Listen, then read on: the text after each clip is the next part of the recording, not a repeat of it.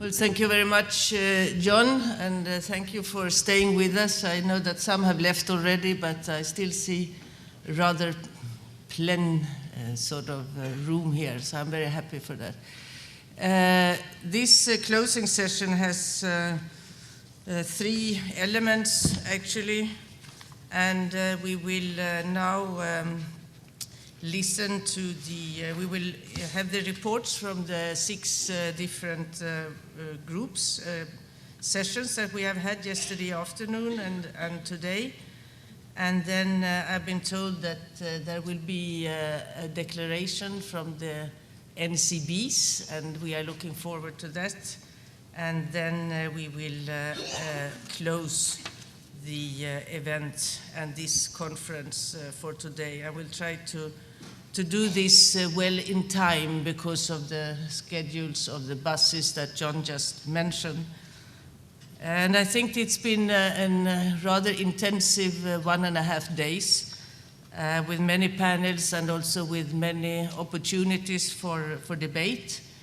There have been so many debates that really we had to have these panel discussions, the different discussions in parallel, and I know that many of you must have had rather tough decisions to choose which one to attend, and so did I, actually. We could only do half of them for logistic and time reasons. So that is also why we have we have chosen to have the system with rapporteurs in order for everyone to be able to listen into what has been discussed and debated in the different six panels that we have had. And like this, we can all learn and take something back home with us from the different items that were discussed. And as you know, the panels, we have had 4 of them follows the main objectives of the year. And the 2 ones we have had today have looked a little bit further. They've looked at the forthcoming years, and it has also had a more international dimension. So I would like to call upon the rapporteurs, and maybe we take them one by one, so we can listen to more concentrated what has been said and debated in each of the panels. So first up would be Mrs. Alix Masson. I hope she's still with us, yes. She's the Director of External Relations and Funding at the World Scout Bureau Mondial du Scoutisme, and she will tell us what was discussed and the outcomes of the first panel, which was dealing with the topic, working towards an enabling environment for volunteering in the EU. Please. Thank you very much. We agreed to be short, so I'm going to be very short. But to start with, I would like to invite you to look again at the PAVE, as most of the discussions and the essence of the discussions being the facts, but also being the challenges, are actually in the PAVE. So the enabling environment, I think that the 5 panelists that we had actually tackled all the issues that are looking at when we talk about enabling environment. Organizational structures, being voluntary involving organization or support organizations at all levels, having a legal framework that is part of what we need for an enabling environment, looking at funding, which is always the question that comes back, looking at the need of having data. We need data to know what is the situation, but also to know who is volunteering, where and how and when. Looking at the recognition, this is part of having an enabling environment, how people can be recognized in what they are doing. And last but not least, looking at the institutional channel that exists for the decision-making process and where the volunteers stand into it. One element that I would like to mention that was mentioned by one of the panelists in the challenges when discussing the enabling environment, that there is always this risk to lose the core concept of volunteering, and that this is one of the things that we need to be careful about. It has been induced in a number of debates here in Athens, in the other conferences, in the working groups of the Alliance, that there is this willingness sometimes to impose volunteering, that it is something so good that everybody has to do it. So that we need to be careful when we talk about volunteering and when we establish this enabling environment. One key other element, volunteering is for everyone. It's not only for young people, it's not only for old people, it's not only for middle-aged people, it's for everyone. And therefore this enabling environment needs to be careful not to focus on one or the other age group or one or the other groups we want to target, but to everyone.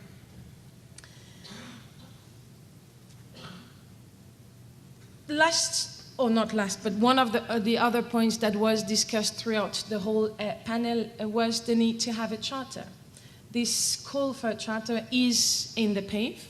It was in the European and Social Committee opinion in 2006. It was also, we also have an example, we had an example from someone from Portugal, that the charter, as it is now, as a draft, was used as a key element to renew the law on volunteering in Portugal. So this was a good, I think, a good element of the discussion in the panel. The data collection. A lot of data have been collected and they are available. They are not in the PAVE, but if you are interested, they are available on what is the situation of volunteers in the different countries of the European Union, but also what are the different legal elements that you can look at. We also had a short presentation from the Youth Partnership between the European Union and the Council of Europe on a knowledge center that they have established. So that is true, it's focusing on young people, but you can find a lot of information on this European Center for Knowledge on Youth Policy, as one of the strands of the research database is about volunteering. So that is a source of valuable information.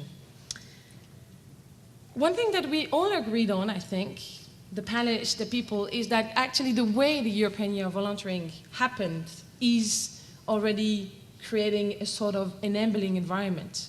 We have all the different actors, being academics, being a private sector, being all the different type of organizations that are dealing with volunteering, having the institution, not only the European institution, but also the national institutions, on board, discussing together, and that this is already something we have achieved. This is not the end of the road, but this is already a good element when we are talking about working towards an enabling environment. One thing in this whole element that has been kept, and that is very much specific, but that this enabling environment should be kept at the European level, that we need to keep that discussion, we need to keep those entry points that we have, being in the civil society sector, being in the institutions. We had a very interesting presentation also about Poland, and I'm not going to go through the whole presentation about Poland, but I think it was interesting to know that the government adopted a long-term strategy on volunteering that is a transversal strategy, not looking at one ministry dealing with it, but how as a government we can look into volunteering, we can make a better environment for volunteers, for organizations. Last slight short element. We had someone from the Council of Europe, or partly from the Council of Europe, and it was expressed, and I think it's not only from the organization I'm coming from or the organizations that were mentioning it, but we are not EU-based organizations for a number of us. We are European-based. So we go beyond the EU borders. And therefore it would have been good to have the Council of Europe more on board to actually be able to reach out outside the European Union and not to focus ourselves only on the EU. Last point, but not the least one, it was also the role of the organization themselves to contribute to this enabling environment and to make sure that we are making sure that our volunteers that are not necessarily comfortable with the Eurospeak or any decision maker speak can take part in the debate, can express themselves, and that we as organization actually relate this information to the right people in the right time. Thank you for your time. Thank you.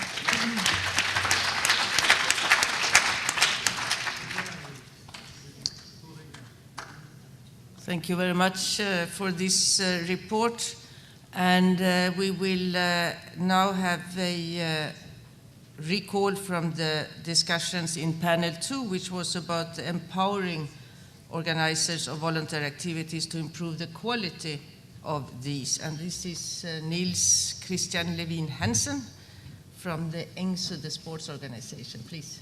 Thank you very much. When we started the session, it was actually pointed out by the chair that all through the Alliance paper, the PAVE, that we've been talking a lot about the last couple of days, there were two key words, which was that volunteering should be efficient and it should be effective. But of course, when you talk about quality in volunteering, that is two words that has a specific meaning, and that's really where we, to a certain extent, has to deal with how do we do it, how do we achieve effectiveness and efficiency. The session was started with an overview of the chapter in the PAVE about quality in volunteering, and while it talked about two key enablers, which was free will of the volunteers to volunteer and about funding, the main focus for the presentation was four key aspects that can be used by all of us, but especially by organization and volunteering, to focus on quality and to focus on how do we achieve quality in daily operations. The four key aspects were qualities in opportunity. If nobody out there knows that there is an opportunity to volunteer and nobody out there is given a clear communication about what is it you want to do, what is it you can't do, then probably it will be difficult to find volunteers.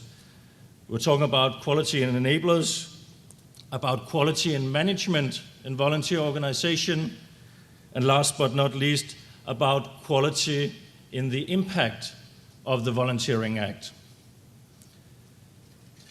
The interesting thing was that these four key aspects that the Alliance had called the wheel of quality actually then ended up being a common theme for the next four speakers, who then came from the world and gave a view on quality and volunteering seen from their perspective. We heard from research on Warsaw University, where there has been done a lot of work on Polish volunteering, about what is the barriers to volunteer and what are the triggers for volunteering, that communication towards potential people to volunteer is essential. If you cannot communicate what it is you want people to do and why, then it will be difficult to recruit people. The research also showed that management in the volunteer organization is essential, that for people to volunteer, they want to feel that it's an effective organization, it's an organization that can actually handle the volunteer that takes place. And last but not least, the people who volunteer want recognition, not necessarily recognition in form of a handshake, but the recognition it is to know that what you did actually did something good in whichever area it is that you volunteer. We then heard from a representative of the EU Commission, who ran the Youth in Action program and who actually had, you can say, very practical experience with volunteering for a lot of years. And he could report that it was exactly the same focus area that they used, that when the Youth in Action program went out, reached out to volunteer organization, they actually had made a contract with the organization to ensure high quality. There was an accreditation process for the bodies involved. There was a requirement that the organization could actually handle the learning process for the volunteers, and there was a requirement also that the volunteers could get recognition for what they have done, and especially the youth pass was a central element here. We then heard from the world of corporate social responsibility, and we had a presentation which was very open. that it was from a big multinational companies, but its department here in Poland, and we heard a lot of good things, but the focus was also in the experience gained because of things that might not have went that well. And think we can be very grateful for that. The first was, again, the overarching thing that the volunteers vote with their feet. If they get a bad volunteering experience, they go somewhere else the next time, and they would tell it to everybody. And the focus area, the learnings of that was, again, that you need to be very clear in what is it the need of the volunteer organization is. You need to be able to orally state what need can the volunteer participate in working with. You need clear job descriptions. You need good management. Now we get it again. That's in training. That's in clear structure within the organization. That's in motivation. And in the end, again, you need measurable impact. The volunteer wants to know what the impact is. I think that was quite interesting, especially the thing about voting with their feet. If you don't do this, people will walk somewhere else. We heard about Euro 2012 football, where they take volunteer recruitment on a large scale. They're recruiting 5,500 people, and they have really took in some of the learning about how are we going to do it. Communication is essential. They have different communications targeting different volunteer groups that they want to recruit. They have put a professional recruitment effort into the effort. They have put a full-scale program in to ensure that the volunteers can actually perform the tasks that they're supposed to. But also one of the things that Euro 2012 that was essential, and I think that we can learn about, is that they understood that they need to balance responsibility with fun. Also to give the volunteers a good impression. So in the end, what I realized when I was going through my notes was that the four speakers actually complemented the words in the pave on quality and volunteering perfectly. That if you want the volunteer to come to you, if you want the volunteer to have a good experience, and maybe even more important, if you want the volunteer to stay with you, the four key aspects in the wheel of quality is an important focus for organization. Opportunities, enablers, management, and impact. And I think on the closing statement, I would relay what one of the people raised as a comment from the group in there, from France, that says that many volunteers leave their organization, leave their volunteer work again because they're dissatisfied with how it's organized, how daily business goes about. So I think if the organizations focus on these key aspects, at least they have a framework of discussing quality, and they have a framework of improving quality in the volunteer experience. Thank you very much.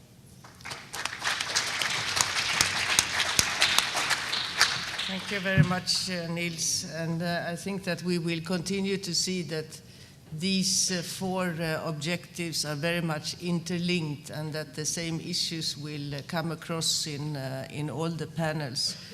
The enabling and empowering they are very much linked together, and so is obviously the recognition of volunteer activities, and that is the next. That was the third panel who dealt with that, and it will be Rosemary Hindle, I believe, who is the Development Executive for External Relations in the Girl Guides and Girl Scouts World Association. Please. Thank you. The discussion on recognition was a wide-ranging discussion. There were some really interesting factual inputs and presentations on good practice of recognition of volunteering. and some interesting points raised about the future of volunteering, which gave food for thought about how all stakeholders need to approach the issue of recognition. All the panellists agreed that recognition is a complex issue, when, as one of the panellists told us, the nature of volunteering could be changing because of changes in how the kind of support the state is being able to provide. We also need to rethink how volunteering is recognised and to ensure that recognition of volunteering is embedded in the culture of organisations as well as in the political, legal and social support given.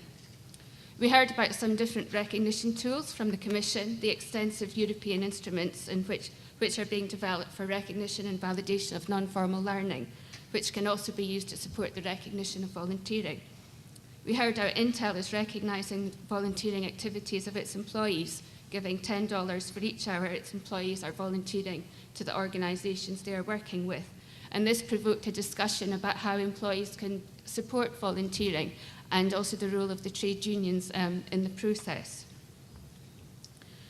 We also heard from the European Youth Card how it both recognises and supports volunteering activities for young people, and how this could be a model to support and recognise the contribution of all volunteers and highlight the potential for the cross-border nature of volunteering. One of the members of the audience actually seemed to summarise very well the discussions and different inputs, how recognition of volunteering is like a chair with 4 legs, each representing one aspect of recognition. Formal recognition, recognising the skills and competences which volunteers gain.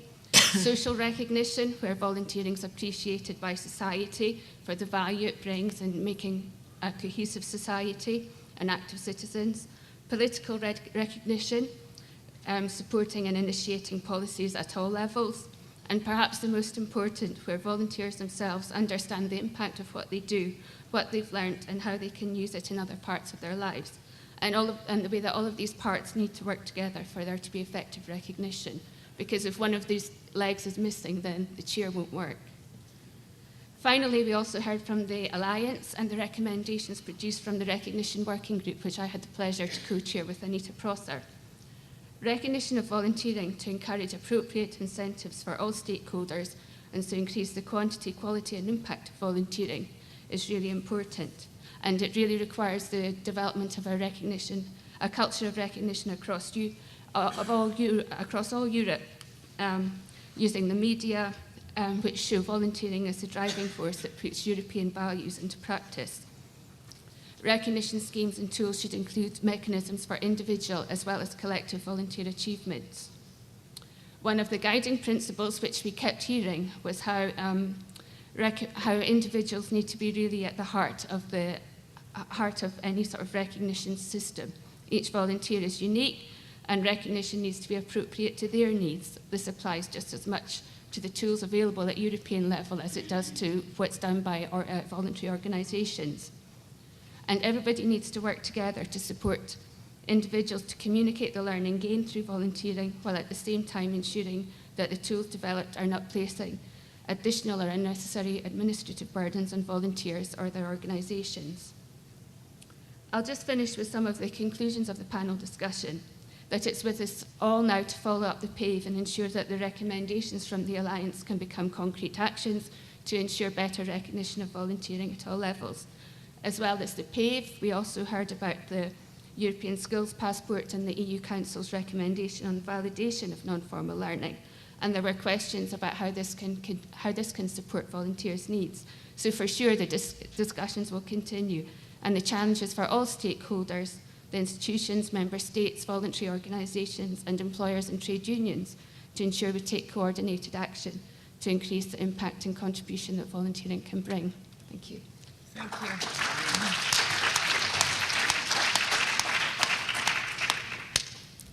And so the fourth of the first panel discussions, that is the one about raising awareness, and that is Agnes Ueretsky, who is coming to inform us and enlighten us on what was discussed. Please. You want a glass? I'm going to get drunk. No.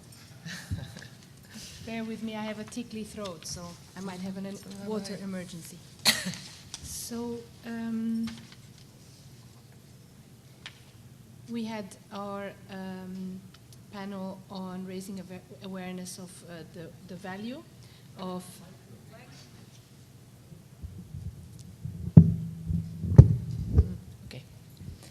So the panel on raising awareness on value of volunteering, and I just wanted to say a big thank you beforehand to Tamara. She was my co-chair in the value working groups, and I really, thank you, really appreciated our process together and the learning.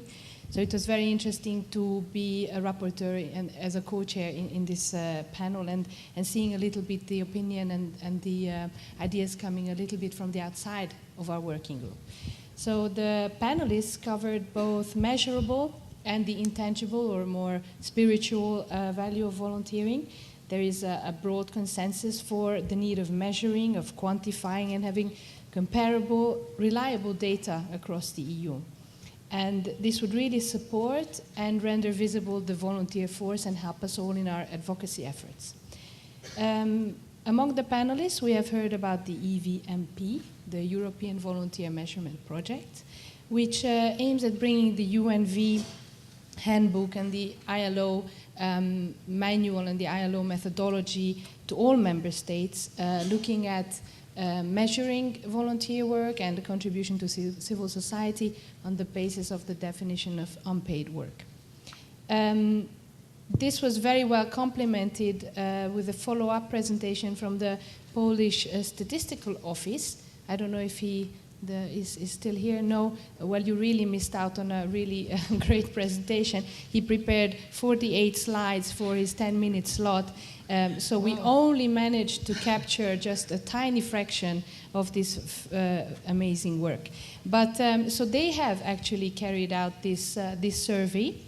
And there wasn't ample time to look at the methodology and both the results. But looking at the results, I would mention we all agreed on that we need to keep two considerations in mind. The first is that the consciousness of individual citizens who perform volunteer activities might not identify themselves as volunteers when asked in a given survey. So this is already skewing a little bit the statistics. And the second point is about formal versus informal volunteering, so the helping versus the voluntary work type activity. What we learned from this speaker was also that we need to approach the measuring work both from the side of the organizations, but also from the side of the volunteers to give us the full picture. Then we heard an account about a conference that was organized by the Economic and Social Committee, where in addition to measurement, also the question of legislation and regulation and the legislative framework came up. Afterwards, we had the pleasure to hear a very lively and very impressive account of how the Portuguese NCB celebrated the year of volunteering and volunteers, how they raised awareness about volunteering, and also we heard about the variety of fantastic actions that they managed to organize, and I was very touched by the motto or the quote of the speaker, which they used for the year that, and now take your pens and write this down, there is a volunteer in all of us. And how do we trigger, how do we bring this out? I thought that was very, very touching. And so they used media, film, TV, a TV program. They organized their own national tour with approximately 900 participants per day. They had different kind of awards given to volunteers and organizations, and many CSR activities too. And my favorite was one of the coffee companies preparing the little sugar packets with the logo of the year and call for volunteering. So all the coffee addicts are now volunteers. And their legacy of the year was to have more visibility, recognition, solidarity, and very importantly, raising awareness of the complementarity of volunteering to just the economy or the area of work or the life of work. And finally, we had a speaker highlighting some of the intangible and difficult to measure value of volunteering, mostly on the individual. and especially in the learning context. So linked to skills and competencies, non-formal learning, especially what I, of course, liked very much, how the impact is on the individuals who participate in a transnational voluntary activity and all the intercultural language, etc., learning they benefit from. We also learned a new concept called learning provider. So in my understanding, moving away from a bit of the elitist approach of universities or formal, non-formal education organizations into everybody who is involved also in managing volunteering is a learning provider. They provide opportunities for the participants to learn something. So this we learned from a more holistic approach. Is that okay? Great, we have a thumbs up. By this I end my account of a very exciting and thought-provoking session. I would like to remind you once and again to look at the relevant sections of the PAVE. This is section 1, which has got the general recommendations and comments, and also the section 6, which has got our working group recommendations, and we have structured the recommendations and call for attention on the value in 4 different dimensions: impact and value of volunteering on the individual, on the community, on the society, and the economic dimension. So in conclusion, I would like to say that we need to shift from purely looking at the value of volunteering on the volunteer, and also looking at the impact on the beneficiaries, on the end users of the voluntary activity, and their need, and very much encouraging a reciprocal approach and the joint problem-solving approach when designing volunteer actions. That's it. Thank you very much. Thank you. Thank you, Agnes. And don't forget your water. Yes, and I survived. And you survived, and you did it well.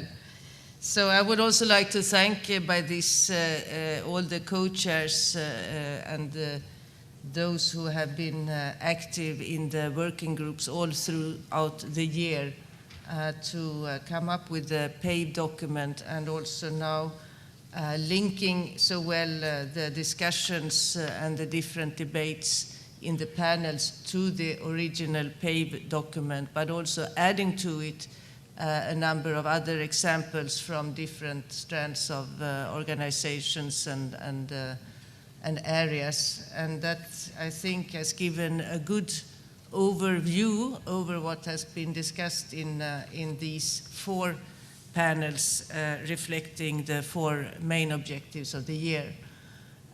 We then had 2 extra sessions today.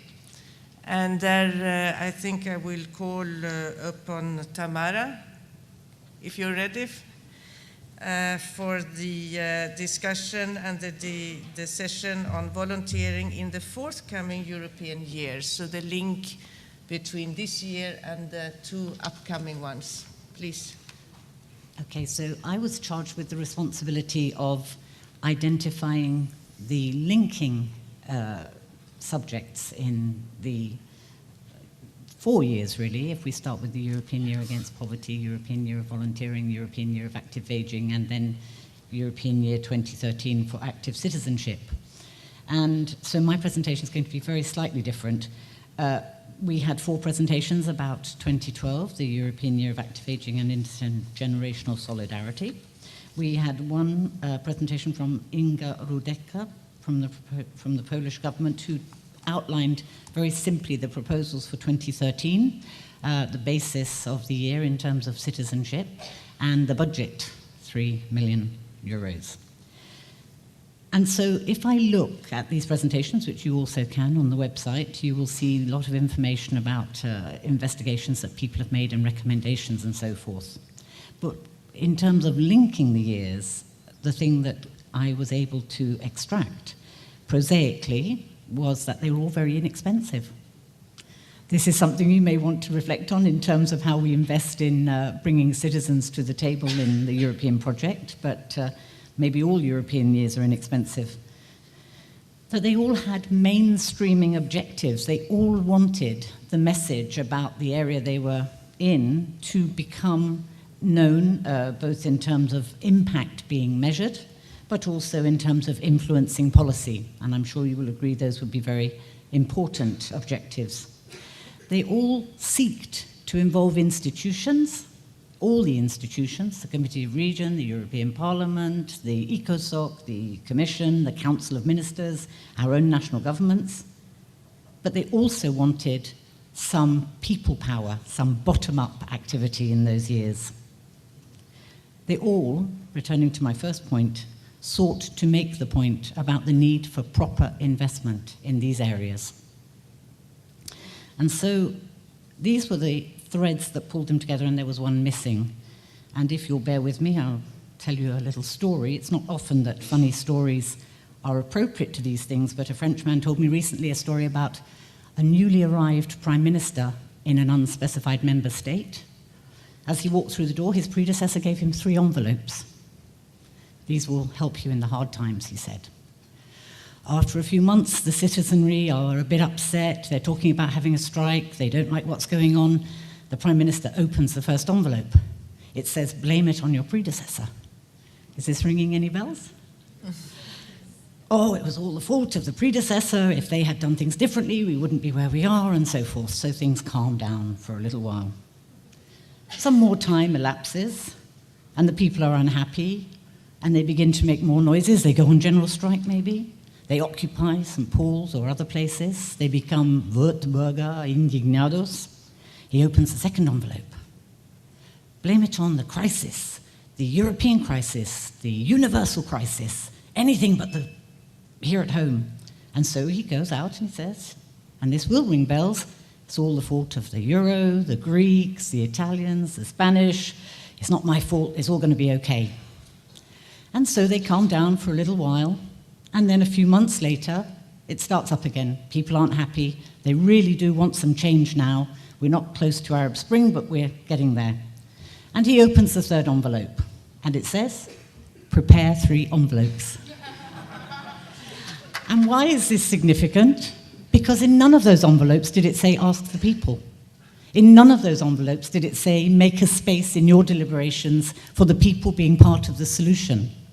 And I think one of the things that we very much worked on in 2011 and hasn't necessarily come to the fore is our intention that this would be a year for people, that this would be a year when European citizens saw their place in the European project, that it didn't just belong to Monsieur Barroso or Mr. Cameron or whomever, but it also belongs to them. And I think that these 4 years are mightily linked by exactly that sentiment of involving people, and that the EU deliberations, missing as they do the citizens' participation, can be helped by civil society, championing the participation of people, using the years as agenda-setting instruments to get the things that are important to people discussed, and building bridges between the European project, the institutions, and the people. And the last thing that characterized these years, and this was mentioned by Sophie Benner, was the fact that the Commission has had us as an ally in all these years, has had civil society as a partner to work on these years. And so I think the challenge is for us now, as a partner, involved in these years, to work together, and I know the European Civic Forum have been doing a lot of organizing around 2013, to make our voices heard, not just with the Commission, but also with the other institutions, the Parliament, the Committee of Regions, the ECOSOC, our own national governments, to say 2013 needs to be more about citizens and less about insurance and moving around into other countries. So that's my feedback from this session. Thank you.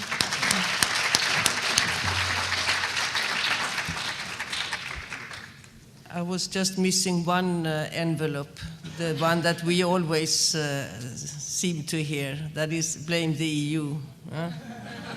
That is the most frequent, I think, of all recommendations to whoever is newly elected and who cannot live up to his or her citizens' expectations. Then there is blame the EU. But okay, maybe it's the same as the crisis in this respect.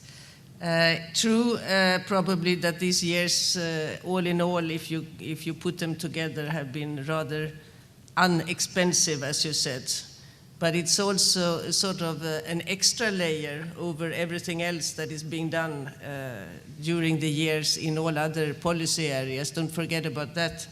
And I'd like to flag also in this context for the Europe for Citizens program, which is quite considerable, a program that you have seen the brochures, I think, outside the door, a program that is made for projects, citizens projects, civil society projects, discussions and debates, and which is worth like 240 million over 7 years. So we have like 30 million per year for these kind of actions. And if I can recall the name of this program, Europe for Citizens, which is for active citizenship. So what we have, and we're going to continue with these programs. So the years, I heard there were questioned also the value of the years, but I think that we can see, and we have seen through this year, the European Year of Volunteering, how powerful it can be when everyone puts his and her efforts together. And I really hope that we can continue to do that for the years to come, even in times of crisis, where we are not the first one to ask for more money. I can assure you that that will not go down well. Just look outside this building and you know what is the reality of people. So the citizens are involved, and they are involved in all these years, and they are at the focus in all these years, whatever is the nomination of the year. And I think that that was very well also put forward, as you said also, Tamara, that the red thread sort of through these lately years that we have had, they have involved the people, and they have actually also had the purpose to identify where there are still actions to be taken. You know, it's not just to inform or to involve, but also to get something back which can continue to improve the life and the living conditions for the European citizens. So it's also, that's why it also has to be rather focused, because if we want to see a legacy afterwards, if we want to see some real changes, then we also need, we have talked about being able to measure impact. So this has to do with this, and I just want to say that to all of you that this is also the purpose with these years, and these are coming on top of sort of the other actions of the European Union. Thank you, and we'll go to the sixth, which was about volunteering and humanitarian and development aid, and I think this is Max Bird who is coming up and will tell us about the discussions. Thank you. Thank you. So you will have seen from your programme that the panel for this sixth session was quite an experienced range of actors from the world of volunteering, aid and development. And their conversation really highlighted the changing nature of humanitarian aid and development and the implications of that for volunteering in those contexts. So in development aid in particular, the last decades have really seen a move towards more emphasis on national ownership for development and on local capacity building. So for example, Malcolm from VSO noted that for VSO this means that today they wouldn't really seek to put an international volunteer into frontline service delivery, e.g. a teacher in front of a class in an African classroom, because it would send the wrong signals, it would displace local labour, and it's really not a sustainable approach. But instead the approach would be much more around supporting teacher training programmes and other capacity building measures. So there's an increase in programmes in development which focus on local volunteers and which really support volunteering in the south and between southern countries as well. Kevin from the UNV gave us some figures which showed that half of their volunteers are now national volunteers and that this trend is rising. Agata Czapłynska from the Polish Ministry described the ultimate goal of the Polish Foreign Ministry's development volunteering programme as enhancing self-reliance of the host communities. And it's very important for that in this case, the international volunteers going to those communities really become embedded and become members of the local community in order to be able to foster change, which Aga described as a people-to-people strategy. She also noted the importance of volunteers who have served in such context in the efforts for development, awareness raising and education when they return back to their home country. Encha Gospodinov drew our attention to some of the specifics of the humanitarian aid situation. Now, volunteering has also been a cornerstone of the humanitarian sector, but he reminded us that humanitarian aid depends not just on big hearts, but on big professionalism, on people who have specific skills and are in the right place at the right time. He told us there's nothing more dangerous than amateurish enthusiasm, and aid is judged by high standards, and mistakes cost lives. Humanitarian aid happens in very specific, very varied, and often insecure contexts, which can bring security concerns, including for volunteers. And most immediate relief, it should be noted, also depends on local response skills and local capacities. Leon Propp from the Red Cross shared work done by the Red Cross on the value of volunteers, and his figures were impressive. I can highly recommend you go and look up the report. But the panel also welcomed his comment that not everything that counts can be measured. He also noted the need for an enabling environment for volunteers in emergencies, and this includes improved legal aspects, insurance measures, and importantly, the awareness and observance of humanitarian principles, which are very important for access and for security. So the panelists and the audience also gave feed-in to the consideration of issues that will be very important in the ongoing development of the European Voluntary Corps as it goes forward. This is still a work in progress. Marcus Held from the Commission noted that we're still very much through pilot projects and other initiatives working out what makes sense.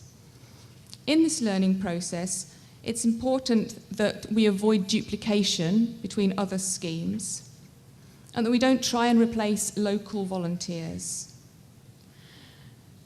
Other comments included we need to keep considering the southern and local dimension of response capacities and volunteers and local capacity building. And whereas originally the Corps was conceived as an initiative for young Europeans, we might not only focus on the young.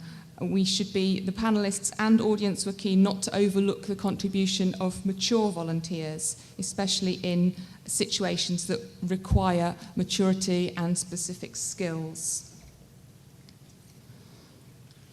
The Humanitarian Voluntary Corps doesn't necessarily mean that European volunteers should be deployed into frontline humanitarian crises. The importance of support services was noted, the need to consider innovation and virtual volunteering, but also the need to look at volunteers in preparedness actions and in post-crisis contexts. Given these comments on some of those potentially best placed roles for humanitarian volunteers under this scheme, the Voluntary Corps will have the challenge of reconciling this with what one panellist noted as the flag-flying nature of the EU and its member states. And one question that came was, is this scheme really for us rather than them? Those of us who are Brussels Brussels watchers will be highly aware of the importance of the visibility factor for decision makers and politicians in Brussels. So this is something that will need to be wrestled with. Cost effectiveness also came up in discussion and in questions. And one of our panelists noticed it is extremely expensive to send international volunteers abroad to third countries. One question that came was, could the money be better spent? Again, for those of us who are close to conversations in Brussels, in the current climate, especially looking at future budgetary cycles, the push for enhanced accountability, efficiency, effectiveness, all very pertinent questions. The panelists finished by explaining, each of them explaining the legacy of volunteering in their own lives. And the overriding message is that while volunteering is important in itself as a concept and brings huge benefits to the volunteers themselves, sometimes only really realised years later, in the end, volunteering in aid and development has to be about the end user. It has to be about the people in need. So the future European Voluntary Corps and other volunteer programmes in aid and development are to be evaluated not by how beautiful they look, how visible they are, or even by the life-changing aspect for the volunteers, but on the life-saving impact on the people they aim to assist. Thank you.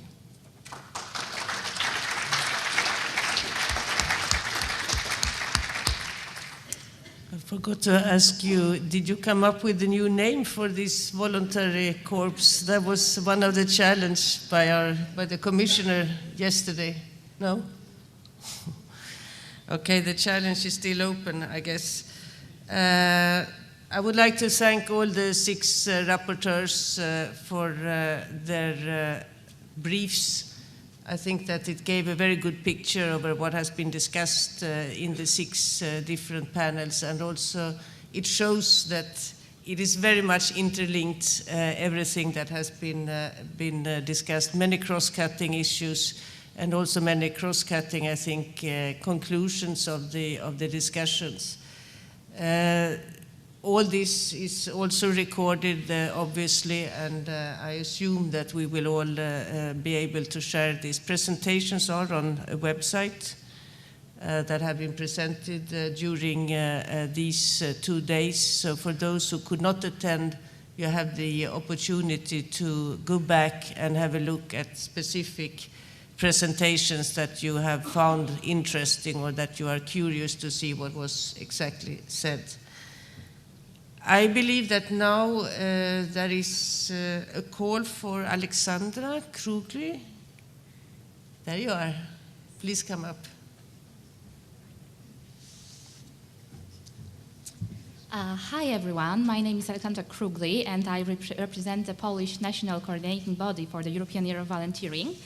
And I am here to present to you our quite spontaneous project that came up during the 3rd EU Thematic Conference in Athens. But before I explain a bit more about the declaration, I would like to invite all the NCBs present here to the flag area.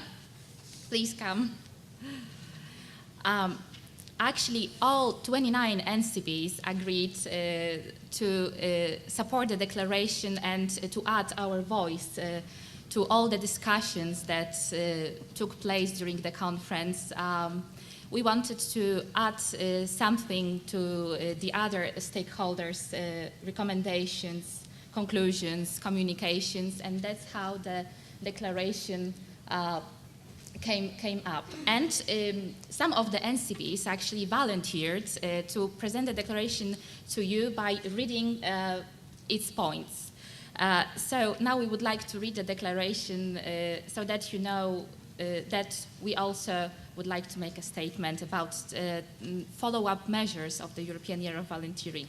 We would like to say that a lot should be done after the 21st December. Thank you.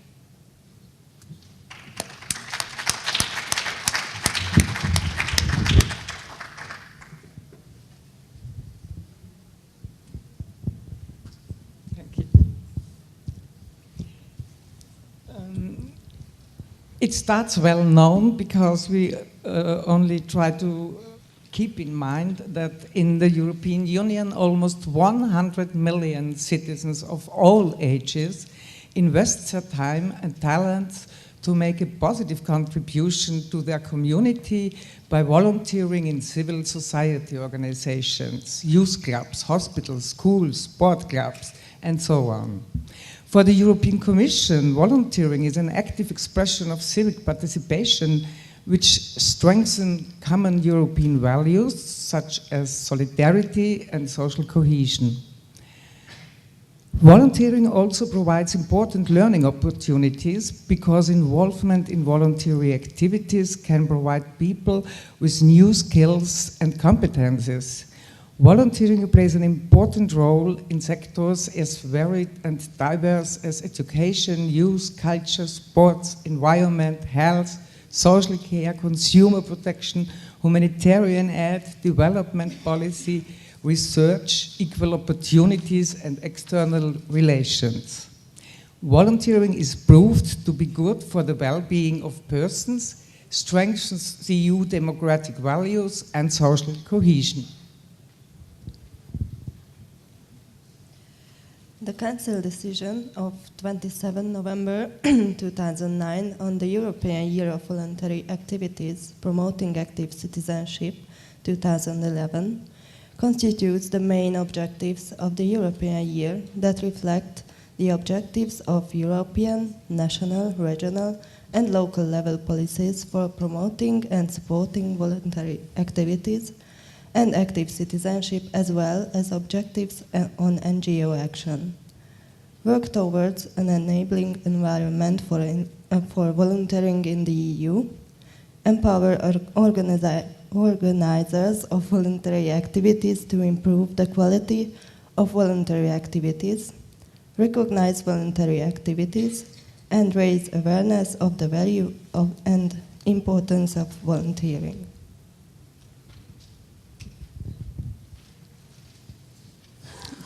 The European Year of Voluntary Activities Promoting Active Citizenship 2011 did not only make explicitly visible the enormous value and engagement of volunteers all over Europe, but started a lot of diverse initiatives to promoting the year's targets, which could be continued on the basis of the following documents: the Council conclusions on the role of voluntary activities in social policy, Council conclusions on the role of voluntary activities in sport in promoting active citizenship, the European Commission's communication on EU policies and volunteering, recognizing and promoting cross-border voluntary activities in the EU, and the EYV 2011 Alliance Policy Agenda for Volunteering in Europe, PAVE.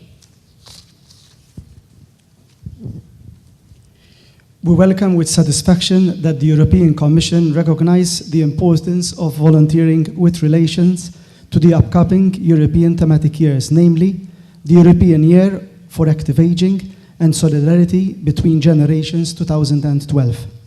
Thus, volunteering role in contributing to social cohesion and improving the social situation of the elderly people, strengthening their sense of belonging to the society, as well as fostering European identity and active citizenship shall be underlined. However, there are several practical actions that need to be taken up in order to foster volunteering development in Europe, as already recognized in the documents mentioned above.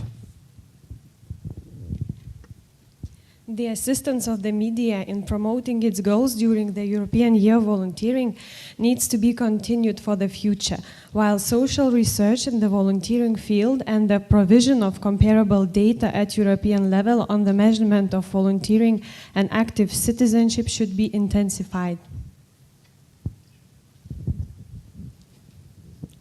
Therefore, participants of the Warsaw EU Closing Conference at the European Year of Volunteering 2011 request all stakeholders, the Member States, European Parliament, European Economic and Social Committee, the Committee of the Regions, the EIV 2011 Alliance of NGOs, volunteers and the civil society to continue their efforts in promoting and supporting volunteering and active citizenship. The NCBs would like to contribute into the final report of the European Commission on the results of the European Year of Volunteering 2011, as is foreseen to be published at the end of the 2012.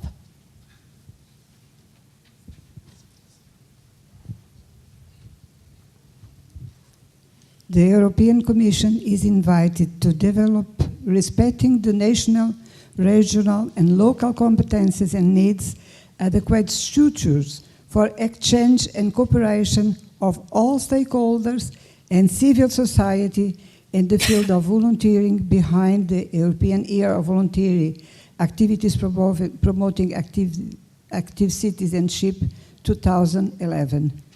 A focal point on volunteering within the European Commission is needed. Thank you. Thank you all for listening to us, and now we would like to hand this declaration over to the Commission, also with a request to pass it to the Commissioner Reding. Oh, that will be a pleasure. Thank you. Thank you very much. Thank you. Very much. Thank you.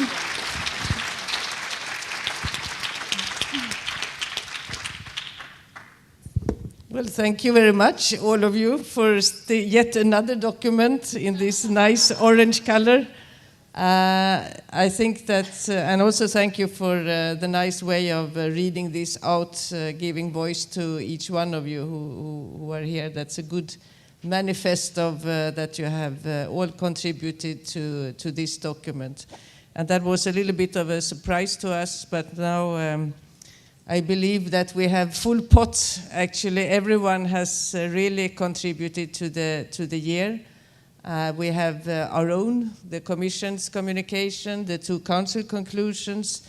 We have got the PAVE document from the Alliance.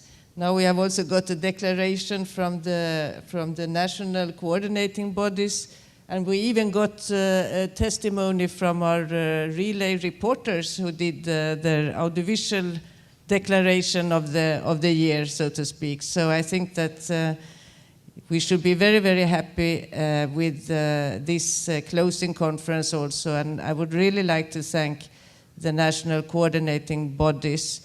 And in this respect, also to say that this year, as we have talked about years and legacies of years, but also the way we implement the European years, I think that this year has been particularly successful also because of the fact that we have had the luxury to have 2 very, very important partners here, one being the national coordinating bodies who have really been extremely helpful during the whole process, and also who have,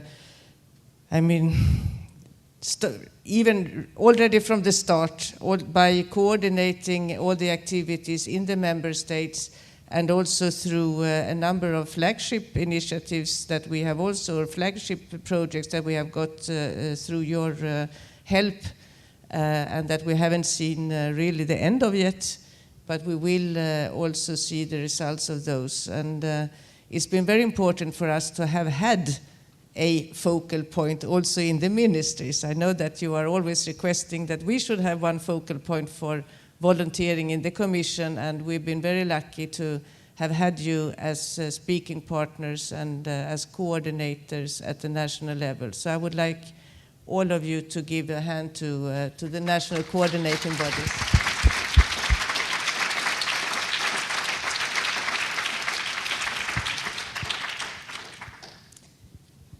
And if I may continue on this note, oh yes, please. Just to clarify one thing, not all the NCBs were located in the ministries. We had representatives of NGOs and of business. So remember that NCBs are not only ministries. Thank you for that. That's true. So we have had lots of Thanksgiving, I think, already during these last 2 days, but we'll have to continue a little bit more. It is, after all, a closing conference of, no, it's the 4th conference, closing the year. And the next luxury we had was, of course, the Alliance, and which has meant a lot to the Commission and to the European institutions for the success of the year. So I just want to say that once again, I'd like to thank you all. I mean, this has started a long time ago, since you started to lobby for having this European Year of Volunteering, and that started, I think, already 2007. And you made it all the way through, also with the great support of the Parliament and the Economic and Social Committee to make sure that this year actually happened. And once again, can we have a hand for the Alliance and to Gabriella, if she's still here, and she is, please.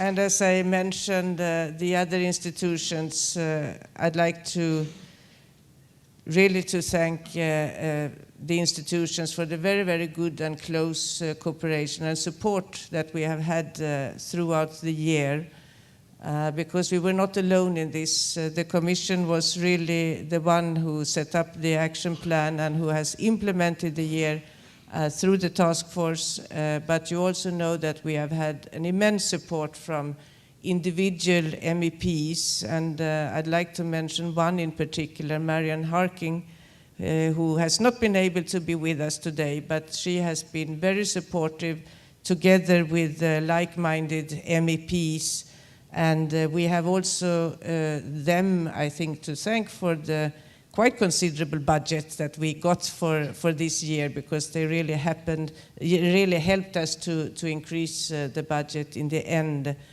And also for all the different meetings and conferences that they have actually organized over the year, as well as the Economic and Social Committee, which President Staffan Nilsson has been extremely supportive.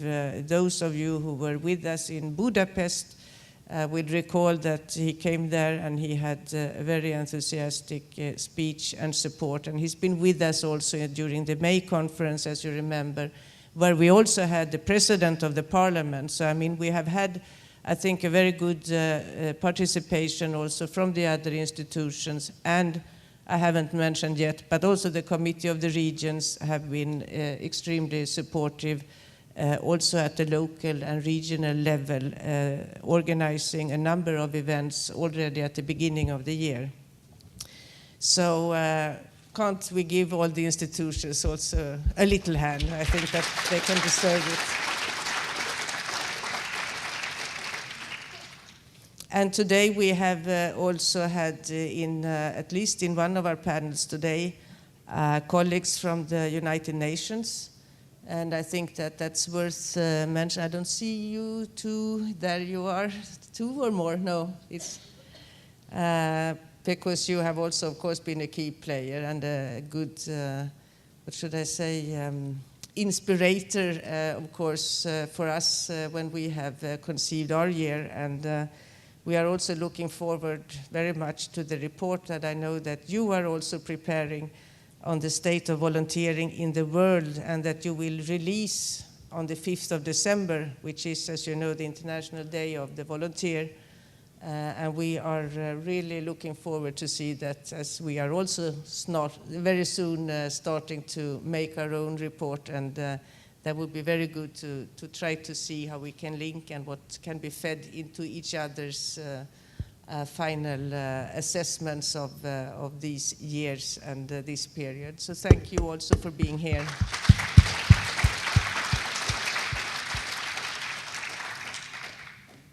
And of course, before my closing remarks, I'd like also to thank everyone who made this conference possible, and that includes, of course, the organizers and our partner over the year, PAU. I guess you are here, some of you. You can stand up, because I think that you have been a tremendous help also to us.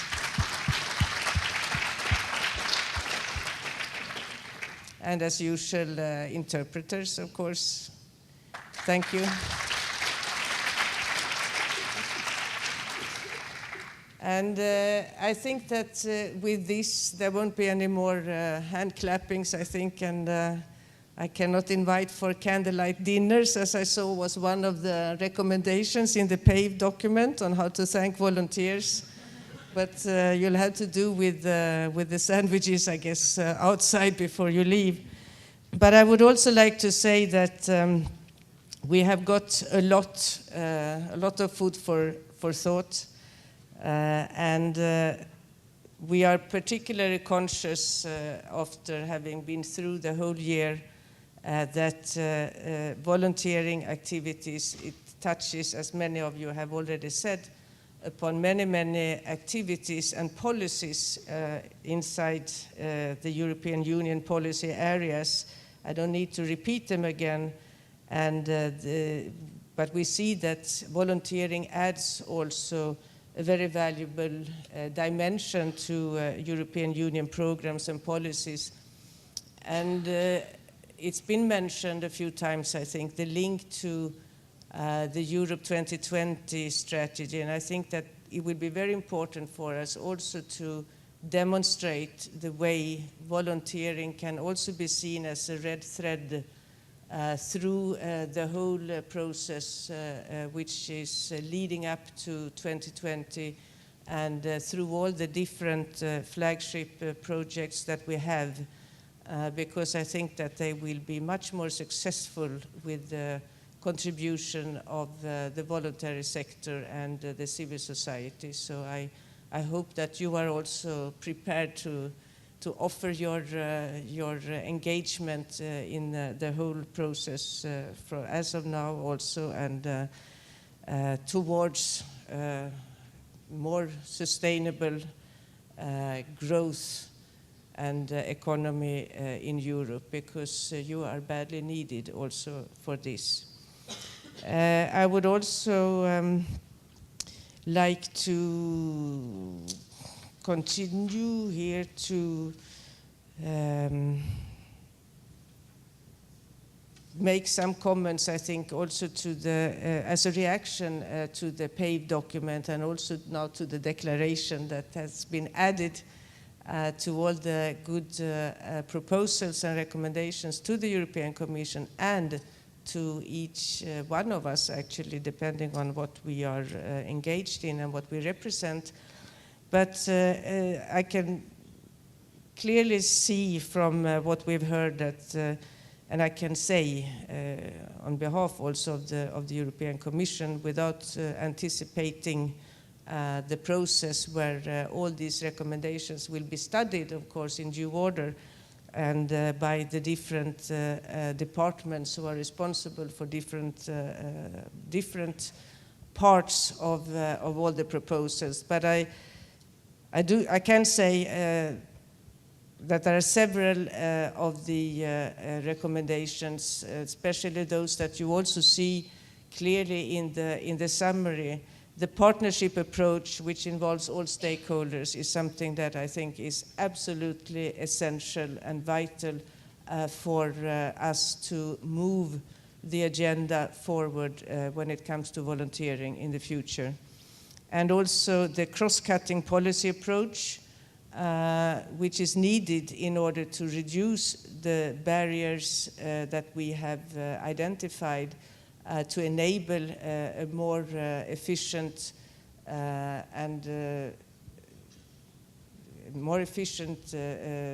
conditions sort of for volunteering.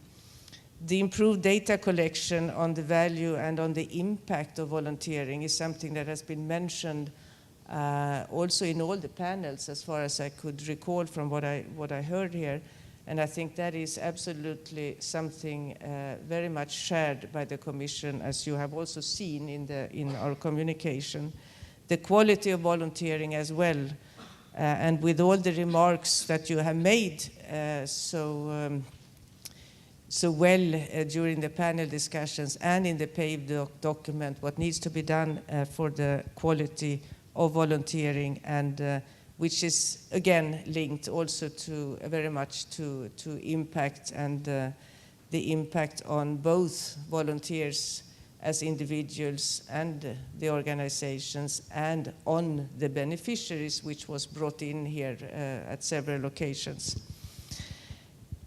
The recognition of the achievements and of the volunteers, and also their contribution to the economy, to the society, and to the individuals is clearly something shared by us, and especially in the current social and economic situation in Europe, where I think that the willingness and the commitment of Europe's citizens is really a source of energy and of hope, and a huge part of the solution also to the crisis that we are in.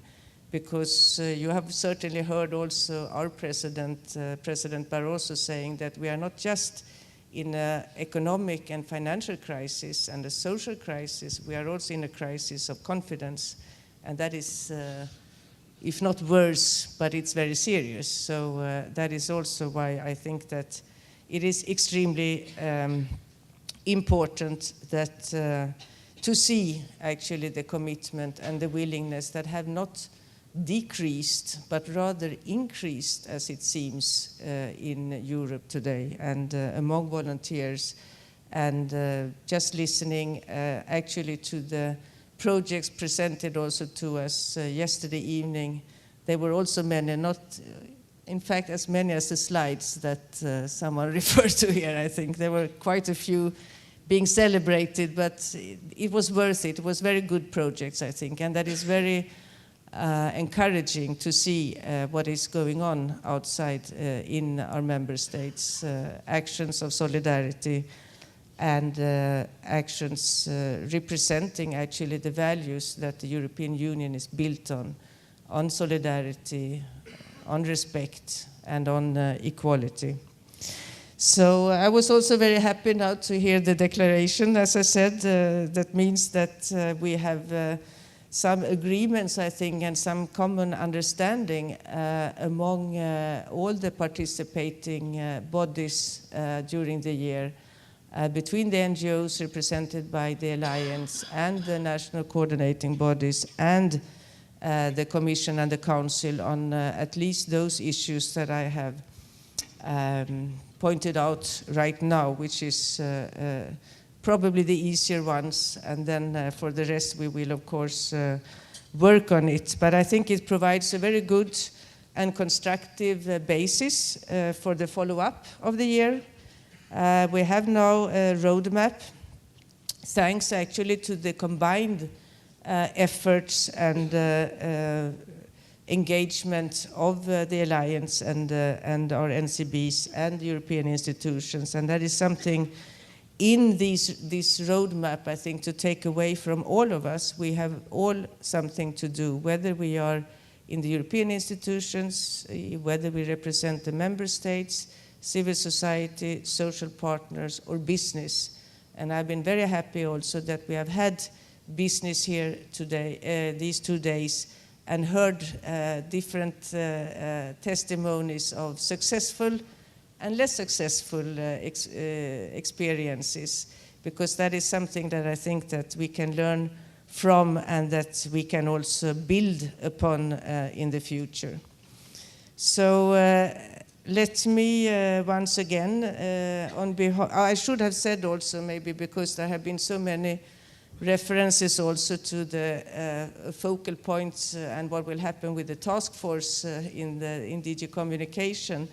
And let me just say that I think that John McDonnell and his task force will be very, very busy the year to come now also, because the main task now will of course be to compile the report on the European year, which we are obliged to produce, and we will produce. We have the full 2012 to do it, but I'm sure that with the efficiency and enthusiasm that characterizes John and the task force, it will be ready mid-2012. Let's try that at least. Late summer, he says, but we haven't finished the negotiations there, okay? So let's see what we can do, but I also have to acknowledge that he has a huge task in front of him, because there have been so many activities, so many projects, and so many ideas coming out of this year through the tour that has been through the countries, through all the conferences, through all the the different input that we have got, so I'm sure that you will have a lot of work to do. We also have an external evaluation that has followed us over the whole year, and they're still here, I think, discreetly in the room. Those who are actually helping us out to have an independent view also over the implementation of the year, and I think that is very important, as we have talked about it before. What is the impact? And we want to be able to demonstrate that also. So for the next 6 to 8 months, it seems John and the task force will be very busy compiling this report, and we will bring home, I mean, we have lots of requests now for such a focal point to remain. Then this is obviously an administrative decision by the Commission, if and how and where it will in that case be placed. So this is something that we will work on over the next coming months. So we have also already, it's been talked a lot about the next coming years, so I don't need to touch upon that more than that this means also, as we have said, that the focus on volunteering will not be over by the end of this year, because you have seen the thread, and Sophie explained also from the documents that we have on the 2 years that it is really also pointed out and mentioned as a very important feature for the success of the 2 coming years. So let me once again, on behalf of the European Commission, thank you, each and every one of you, for the enthusiastic and also for the very constructive cooperation and support that we have had throughout the year. And I thank you also for continuing the dialogue with us, because we will continue our dialogue with you during the years to come, as I said. And we still have a lot of work to do. This is what I know John said the other day, that this is not the beginning of the end, but it is rather the end of the beginnings, because we have got quite a full agenda now to look into and to follow up at the best way we can do so.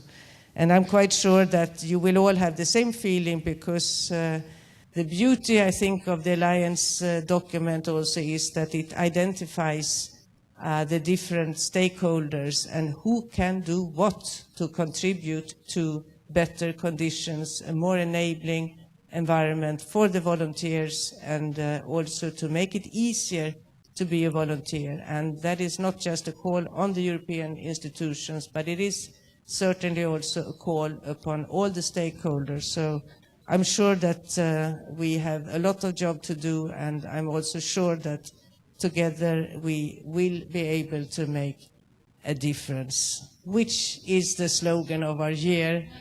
The volunteer make a difference, and let us all join forces to do so. So with this, thank you, and I'm now closing, if I may, the 4th conference of the European Year of Volunteering at the EU level. Thank you to all.